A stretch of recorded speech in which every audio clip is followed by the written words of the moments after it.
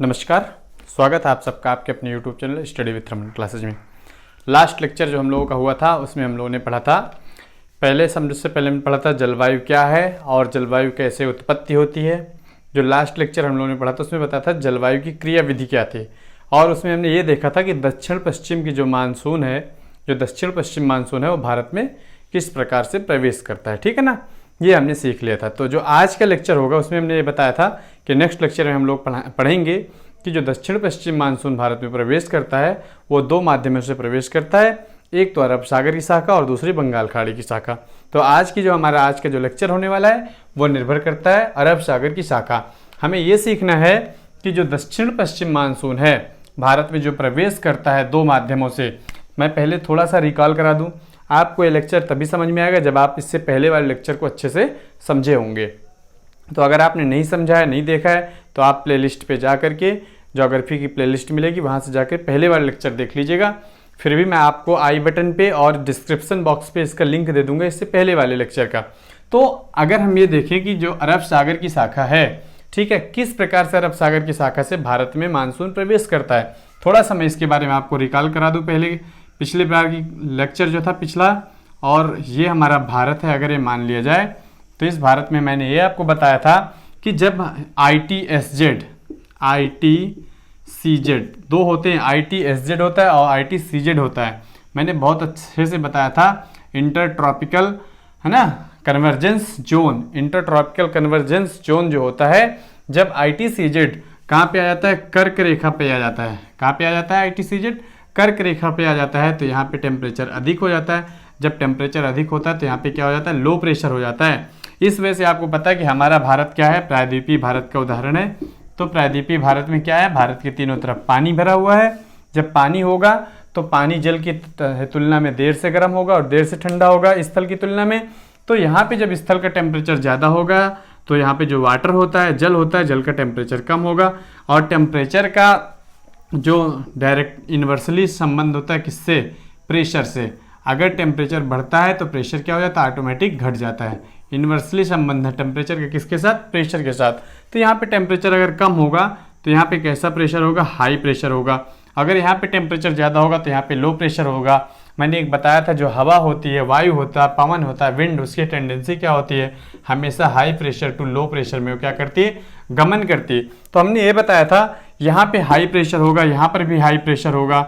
जब यहाँ पे हाई प्रेशर, यहाँ पे हाई प्रेशर, यहाँ पे टेम्परेचर कम होगा तो क्या होगा, जो यहाँ पे पवनें हैं वो क्या होंगी, यहाँ से पवनें क्या होंगी, भारत में प्रवेश कर जाएंगी। लो प्रेशर के क्षेत्र में पवनें चली जाएंगी, यहाँ से पवनें कहाँ चली जाएंगी, अंदर प्रवेश कर जाएंगी।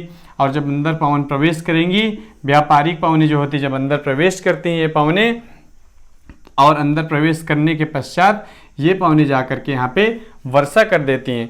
तो भारत में जो मानसून प्रवेश करता है, ये दिशा आपकी क्या होती है, ईस्ट होती है, ये दिशा वेस्ट होती है, ये नॉर्थ होती है, ये साउथ होती है। चूँकि भारत में जो मानसून जाता है वो उत्तर, ये वाली पश्चिम है, ये वाली दक्षिण, दक्षिण पश्चिम दिशा से मानसून भारत में प्रवेश करता है। दक्षिण पश्चिम दिशा से मानसून भारत में प्रवेश करता है। तो इस तरह से जो मानसून होता है, इस मानसून को कहते हैं क्या, दक्षिण पश्चिम मानसून। क्या कहते हैं, दक्षिण पश्चिम मानसून। ये मैंने बहुत अच्छे से बता रखा है इससे लास्ट लेक्चर में। तो दक्षिण पश्चिम मानसून भारत में प्रवेश करता है तो ये दो माध्यमों में बढ़ जाता है। यहाँ पे दो माध्यमों में बढ़ जाता है, जिसमें से नंबर 1 जो होती है आपकी क्या हो जाती है, अरब सागर की शाखा हो जाती है, और नंबर 2 जो हो जाती है वो क्या होती है, बंगाल के खाड़ी की शाखा हो जाती है। क्लियर है ना। तो आज के इस लेक्चर में हम लोग पढ़ेंगे कि अरब सागर की शाखा से जो मानसून भारत में प्रवेश करता है वो भारत के किन किन माध्यमों में वर्षा करता है। तो चलिए शुरू करते हैं। तो आज हम लोग पढ़ने वाले हैं अरब सागर की शाखा। जो दक्षिण पश्चिम मानसून है, अरब सागर की शाखा से जब ये भारत में प्रवेश करता है तो तीन रास्तों से प्रवेश करता है जनरली। वो कौन कौन सी जगह हैं जहाँ से प्रवेश करता है, देखिए मैं आपको एक एक मैपिंग के माध्यम से और जो फ्लो चार्ट है उसके माध्यम से एक एक बातें बताऊंगा। तो देखिए पहले क्या होता है, जो अरब सागर की शाखा है ये भारत में 3 जगह से प्रवेश करती है। ठीक है, पहले तो ये क्या करती, केरल के तट से, केरल तट से, जो केरल का तट है ना भाई, इस केरल तट को मालाबार तट भी कहते हैं। क्या कहते हैं, मालाबार तट। केरल के तट को क्या कहते हैं, मालाबार तट भी कहते हैं। नंबर 1। नंबर 2 क्या, नर्मदा नदी, ये नर्मदा घाटी क्षेत्र से, अभी हम आपको बताएंगे। और तीसरा जो हो जाएगा आपका, ये गुजरात या सौराष्ट्र क्षेत्र से हो जाएगा।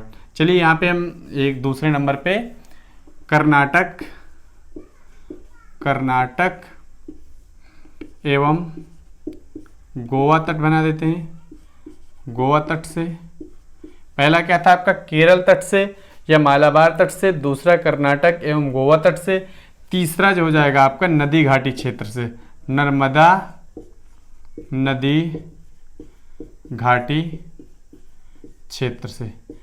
तो भाई हमने एक देखा कि जो दक्षिण पश्चिम मानसून है भारत में प्रवेश करता है दो भागों में बंटकर, एक तो अरब सागर की शाखा, दूसरी बंगाल की खाड़ी की शाखा। जो अरब सागर की शाखा है वो 3 भागों में बंट करके भारत में प्रवेश करती है। कौन कौन सी, केरल तट से, कर्नाटक एवं गोवा तट से, नर्मदा नदी घाटी तट से।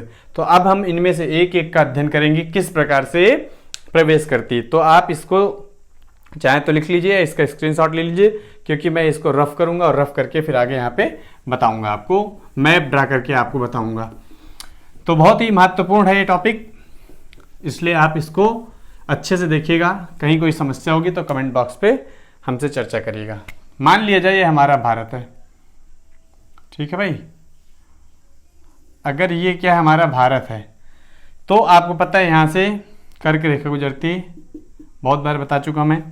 यहाँ पे किनारे में एक राज्य है, ये वाला राज्य, इस राज्य का नाम जानते हैं, केरल है।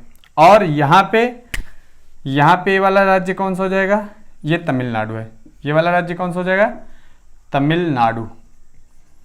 मैं आपको देखिए किताबी ज्ञान नहीं दे रहा हूँ, मैं आपको बेसिक बता रहा हूँ किस प्रकार से मानसून अंदर प्रवेश करता है, कैसे मानसून उत्पन्न होता है, कैसे बारिश होता है, ये सारी चीज़ें बता रहा हूँ आपको।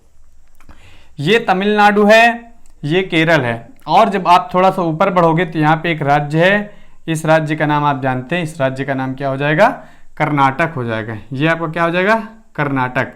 कर्नाटक के बाद यहाँ पे एक स्टेट पड़ता है जिसको हम कहते हैं गोवा, है ना। ये क्या है आपका, गोवा है, ये कर्नाटक है, ठीक है ना। और यहाँ पे जो हमारा स्टेट है, इस स्टेट को क्या कहेंगे हम, केरला कहेंगे। तो ये आपको बताने की जरूरत नहीं, स्टेट लिखने की जरूरत नहीं, मैंने बहुत बार पढ़ाया है, आप अच्छे से इस बात को जान रहे हैं।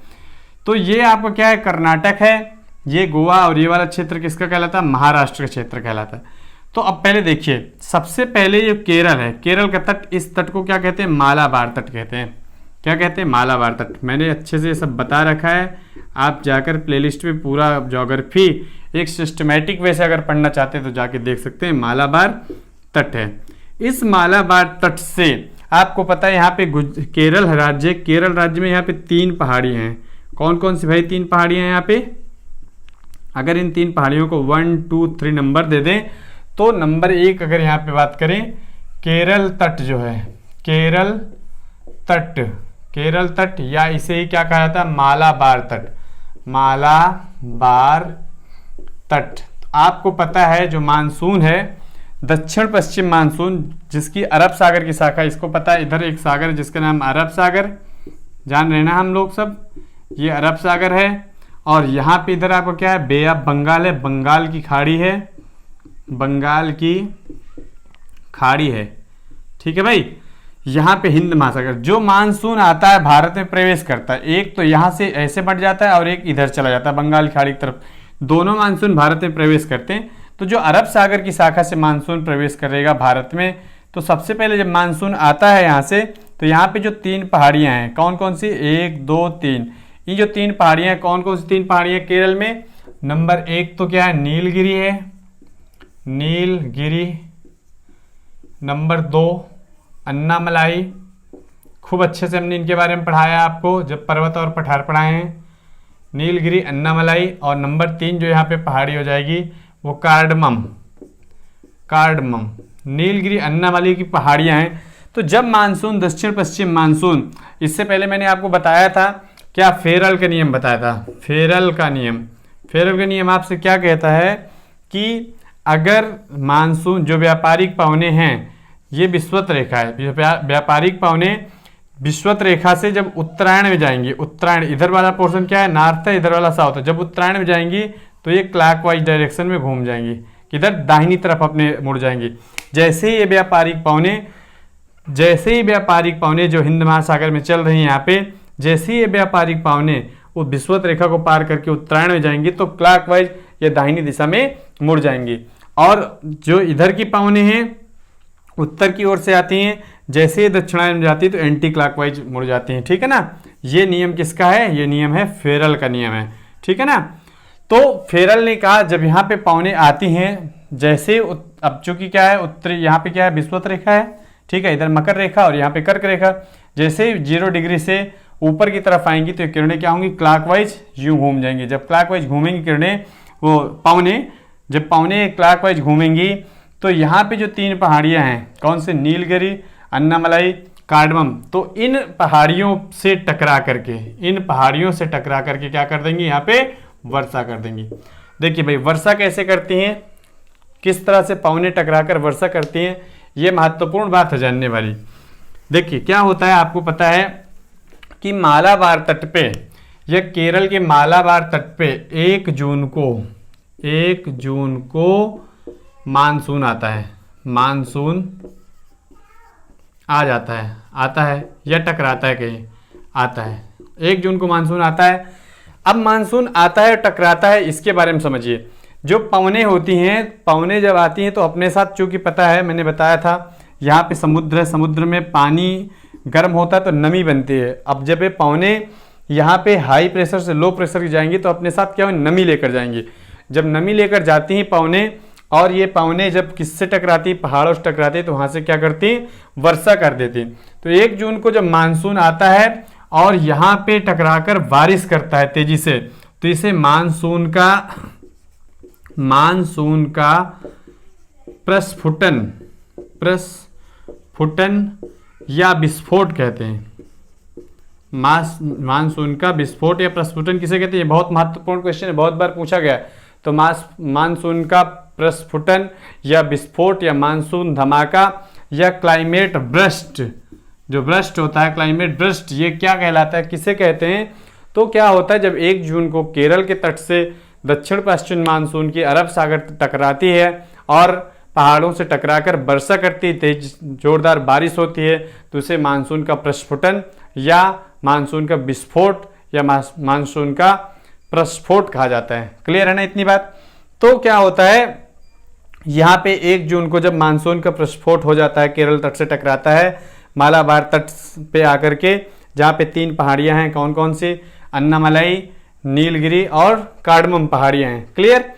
अब क्या होता है, एक बात ये समझने वाली है कि जब पवने यहाँ से इनसे टकराती हैं तो टकराने के पश्चात ऊपर उठती हैं, और ऊपर उठने के पश्चात इस तरफ से यहाँ से बाहर ये पवने आगे निकल जाती हैं। जब आगे निकल जाती हैं कि तो केरल के इस क्षेत्र में तो वर्षा हो जाती है, लेकिन ये जो पीछे वाला क्षेत्र है, यह क्षेत्र पानी नहीं पाता है। पवने चूंकि क्या होगी, उसने अपनी नमी उड़ेल दी और ऊपर आगे निकल गई, तो शुष्क होकर पवने आगे निकल जाएंगी। तो ये जो पूरा क्षेत्र है तमिलनाडु का क्षेत्र, इस तमिलनाडु के क्षेत्र को कहते हैं कोरोमंडल तट। क्या कहते हैं, कोरोमंडल तट। तो इस कोरोमंडल तट पर क्या होता है, वर्षा नहीं हो पाती, शुष्क रह जाता है। तो जो क्षेत्र शुष्क रह जाता है, जहाँ पे वर्षा नहीं होती है, इसको हम कहते हैं वृष्टि छाया क्षेत्र। वृष्टि छाया क्षेत्र क्या कहा जाता है इसको, वृष्टि छाया क्षेत्र या रेन शैडो एरिया कहा जाता है। रेन शैडो एरिया ये कहलाता है, वृष्टि छाया क्षेत्र या रेन शैडो एरिया कहलाता है, क्योंकि इस क्षेत्र में यहाँ पे वर्षा नहीं हो पाती, पवने यहाँ से आकर के आगे निकल जाती हैं। ठीक है, अब मैं आपको बताऊंगा कि इस क्षेत्र में वर्षा क्यों नहीं होती, वृष्टि छाया क्षेत्र क्या है, ठीक है, वृष्टि सम्मुख क्षेत्र क्या है। ठीक, तो चलिए इसको देखते हैं, वृष्टि छाया प्रदेश या वृष्टि सम्मुख क्षेत्र क्या है, कैसे कहलाता है। क्योंकि क्या होता है, अधिकांश जो वर्षा होती है हमारे देश में जो अधिकांश वर्षा होती है वो पर्वतों के सहारे होती है। कैसे होती है, पर्वतों के सहारे। एक एक स्टेप समझते जाइएगा मेरे साथ, कोई जल्दबाजी नहीं है। मान लीजिए ये पर्वत है कोई, ठीक है ना। अब इस पर्वत से जब कोई पवन आकर ऐसे लंबवत टकराएगी, इस प्रकार से लंबवत टकराएगी, तो यहाँ से टकराने के पश्चात यहाँ पे क्या कर देगी, वर्षा कर देगी, ठीक है ना। और जब इधर वर्षा कर देगी तो फिर पवनें क्या होंगी, गर्म होकर के यहाँ से ऊपर निकल जाएंगी। गर्म होकर के ये पवन ऊपर निकल जाएगी।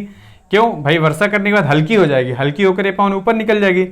तो इस क्षेत्र में तो वर्षा हो गया, तो इस क्षेत्र को जानते हैं क्या कहा जाता है, जहां वर्षा हो जाता है इस क्षेत्र को कहा जाता है पवन सम्मुख ढाल। पवन सम्मुख ढाल कहते हैं इसको, क्या कहते हैं, पवन सम्मुख ढाल कहते हैं। परंतु जिस क्षेत्र में वर्षा नहीं होती, ये वाला क्षेत्र वर्षा से रह जाएगा, नहीं हो पाएगी वर्षा, क्योंकि पवनें यहाँ टकराएंगी और हल्की होकर ऊपर से निकल जाएंगे। इस क्षेत्र में वर्षा नहीं हो पाएगा, तो इस क्षेत्र को क्या कहा जाता है, पवन विमुख ढाल कहते हैं। पवन विमुख ढाल कहा जाता है इस क्षेत्र को, पवन विमुख ढाल कहा जाएगा, या वृष्टि छाया क्षेत्र, इसे क्या कहा जाएगा, वृष्टि छाया क्षेत्र कहा जाएगा।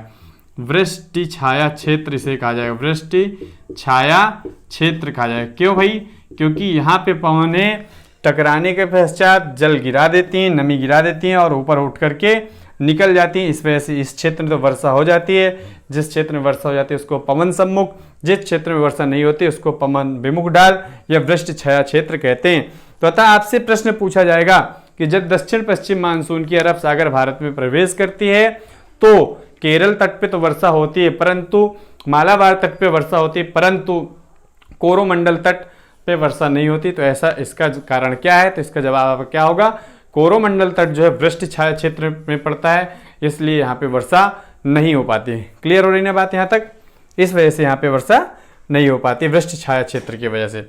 अब क्या होगा, इसको थोड़ा सा मैं रफ करूंगा। अब आगे क्या होगा, ये मानसून यहाँ पे बारिश करके आगे निकल जाता है और फिर जो यहाँ पे आगे पहुंचता है, तो देखिए मैं आपको बता रहा हूं, अब आगे बढ़ता है तो ये कर्नाटक क्षेत्र में पहुंचता है। ठीक है, मानसून केरल के तट पर मानसून प्रस्फोट या विस्फोट होने के पश्चात बारिश होती है और बारिश होने के पश्चात ये मानसून आगे कर्नाटक क्षेत्र में पहुंचता है। और कर्नाटक में एक पर्वत है जिसको मैंने बहुत अच्छे से पढ़ाया था आपको, बाबा बुदान पर्वत। बाबा बुदान पर्वत, बाबा बुदान पर्वत। अब जब यहाँ से पवनें आती हैं, ठीक है ना, जब पवनें यहाँ से आती हैं तो इस बाबा बुदान पर्वत से टकरा करके यहाँ पर क्या कर देती हैं, कर्नाटक के क्षेत्र में यहाँ पे वर्षा कर देती हैं।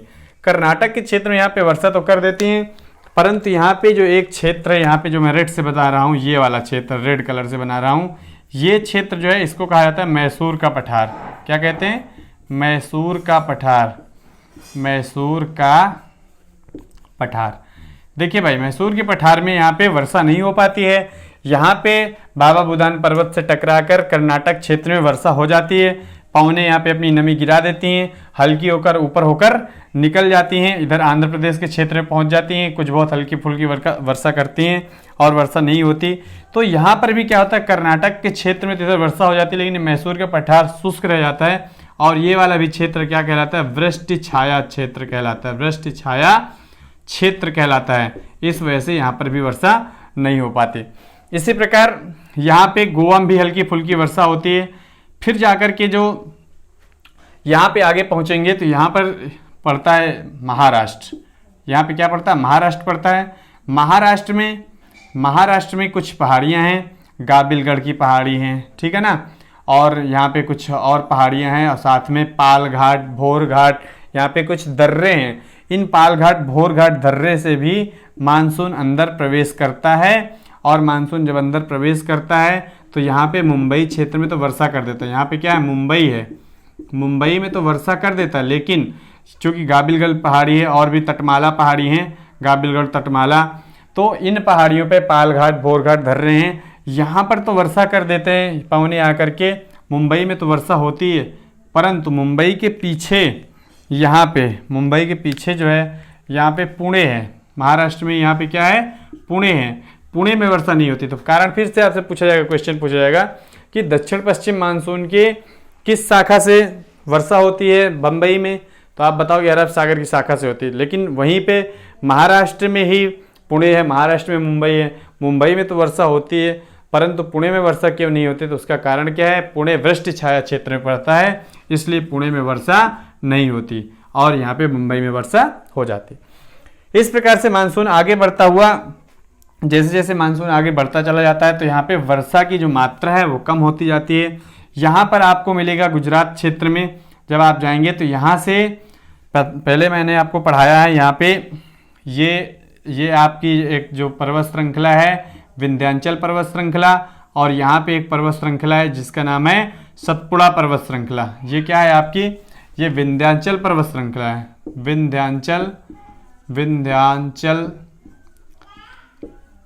विंध्याचल और यहाँ पे सतपुड़ा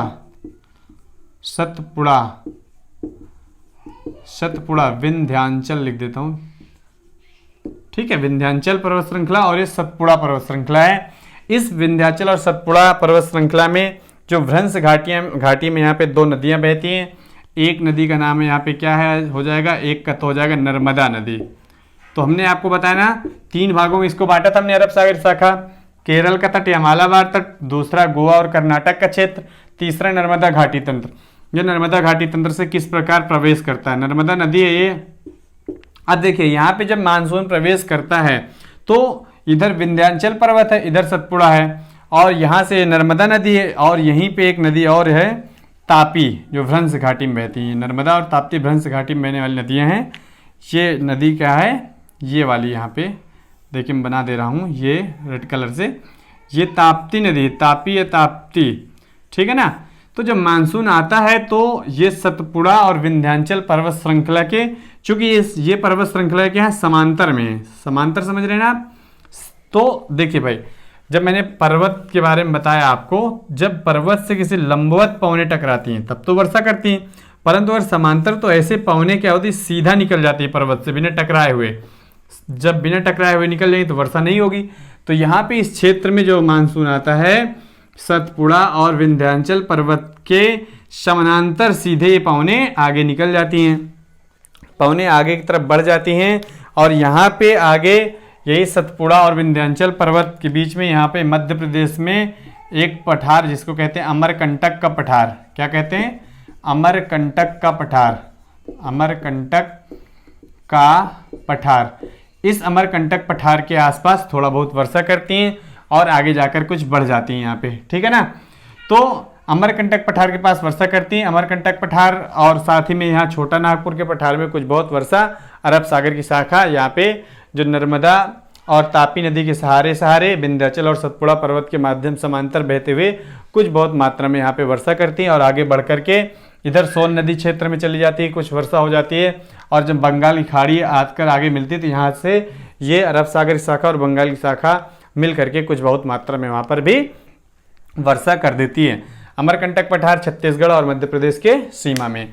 तो जैसे जैसे हम ऊपर बढ़ते गए तो पता चला किस प्रकार से अरब सागर की शाखा यहाँ पे वर्षा कर रही। यहाँ पे गुजरात का क्षेत्र है, ये वाला क्षेत्र कैसा है, गुजरात का, गुजरात के सौराष्ट्र क्षेत्र में, गुजरात के यहाँ पे सौराष्ट्र क्षेत्र है।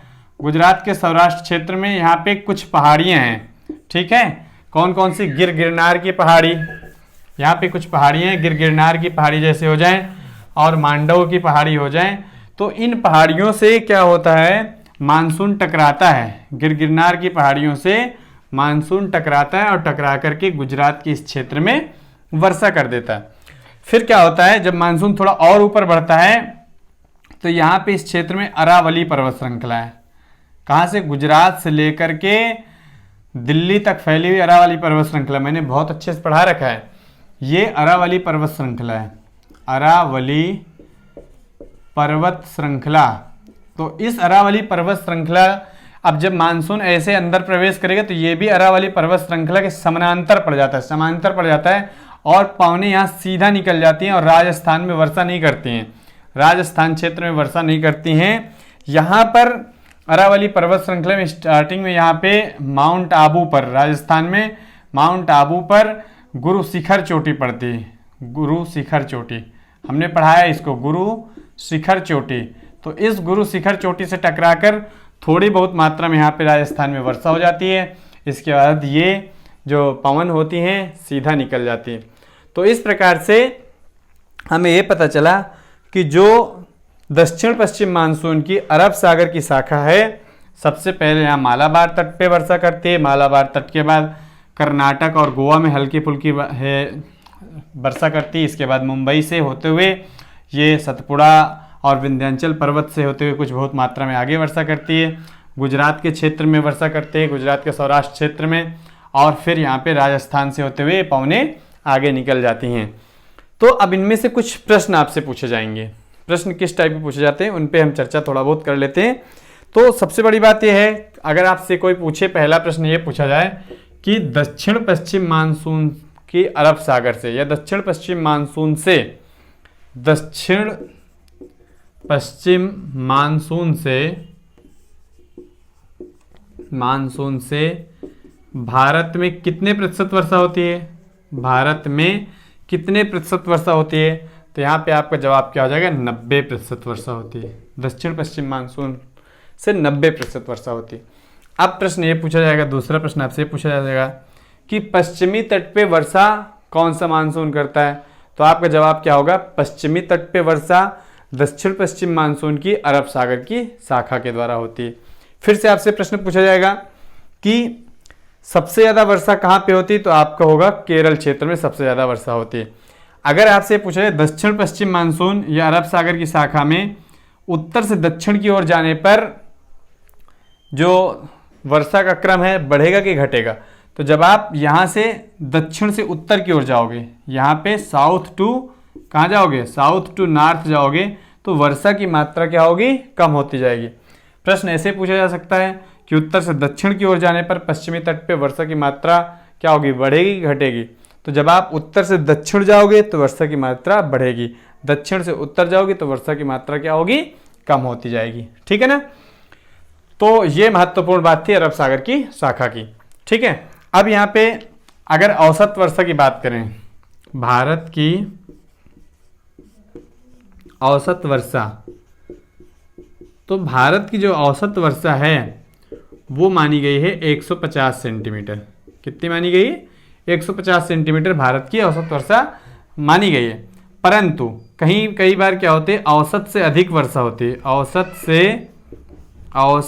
से अधिक वर्षा की जब बात की जाए, औसत से अधिक वर्षा की जब बात की जाती है, तो औसत से अधिक वर्षा जो होती है वो 200 सेंटीमीटर तक होती है। औसत से अधिक वर्षा क्या है, 200 सेंटीमीटर है। तो समझ में आ गई बात ना, भारत की वर्षा, औसत वर्षा क्या है, सामान्य वर्षा क्या है। ठीक है ना। तो ये सारी बातें हमने पढ़ी, वर्षा किस ढंग से होती है ये हमने बातें पढ़ी। और अगर यहाँ पे एक प्रश्न और यहाँ से बन जाता है फिर कि अगर पूछा जाए पश्चिमी तटीय मैदान और पूर्वी तटीय मैदान में जैव विविधता की दृष्टि से कौन सा तटीय मैदान ज़्यादा उत्तम है या विकसित है, तो देखो जैव विविधता क्या होती है, जिस क्षेत्र में पानी ज़्यादा होगा, ठीक है, जहाँ जल है वहीं जीवन है, जिस क्षेत्र में पानी ज़्यादा होगा उस क्षेत्र में क्या होगी, घास होगी, उपज होगी अच्छी। तो जहाँ पानी हो गई, उपज अच्छी होगी, तो वहाँ पे वह क्षेत्र क्या होगा, ज़्यादा उपजाऊ होगा। तो इस दृष्टि से देखा जाए तो जैव विविधता की दृष्टि से पश्चिमी तट क्या होगा, अधिक उत्तम होगा और अधिक उन्नतिशील होगा। क्लियर ना। तो जो हमारा नेक्स्ट लेक्चर होगा उसमें हम लोग पढ़ेंगे बंगाल की खाड़ी की शाखा। तो आज के लिए इतना ही। आप सबका बहुत बहुत धन्यवाद। Thank you.